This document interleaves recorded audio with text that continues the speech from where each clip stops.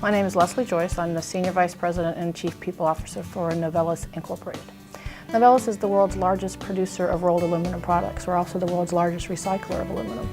So we make the aluminum turns into beverage cans, into high-end automobiles, and also into the backs of or support structures for specialty products like your iPhone and your iPad. So as we look back to September of 2009, the challenge we were facing was we had just taken an organization who for the last 5 years had really been in survival mode, and they had a great fundamental business, but they had been divested from a much larger organization, Alcan, some people know that, and they were struggling mightily to stand on their own 2 feet. And as they had gone through that, they had a leadership team that had never done that within their experience, as a team or even as individuals. And so they worked as hard as they could, did the very best they can, and the business really struggled. So in 2005, the company was purchased by an Indian parent company. At that point, the turnaround started. And so it continued to move until about early 2009 when the new CEO was hired. And at that point, suddenly you took what was really great raw material and saw the potential.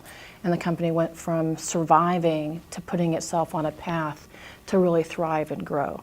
And then as we've come into the last 18 months or so, we're really in a high performance path. So the last 3 years have been a huge transformation. Survive, thrive, and then just take off. The talent solution for an organization facing the challenge that we were facing really was multifaceted because we had nothing. We literally, I think the CFO put it best one time, he said, before the talent management folks got here, also known as Leslie, the world was a desert of talent management, and we now have a great oasis in which our people can survive and thrive. And so as we look at that transition, we literally went from having no programs, no processes, no coordinated approach across the globe, and really, frankly, no real interest in it. Because as an organization just striving to survive, what you're trying to do at that point is just hold on to the people that you have.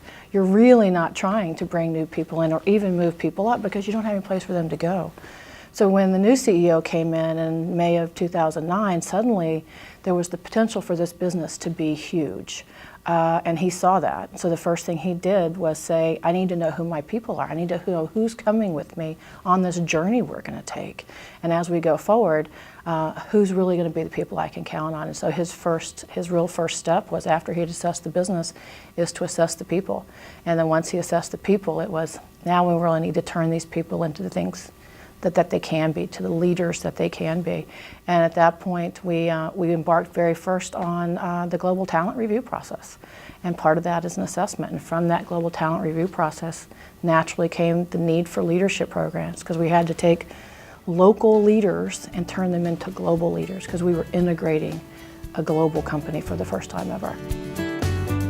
I think over the last 3 years, if I were really to look at or try to characterize the accomplishment, it's a transition from our transformation, really from where we said, gosh, we really need to have something because we really have nothing, to a point where we can now say, we really want world class, and that's all we're ever going to settle for.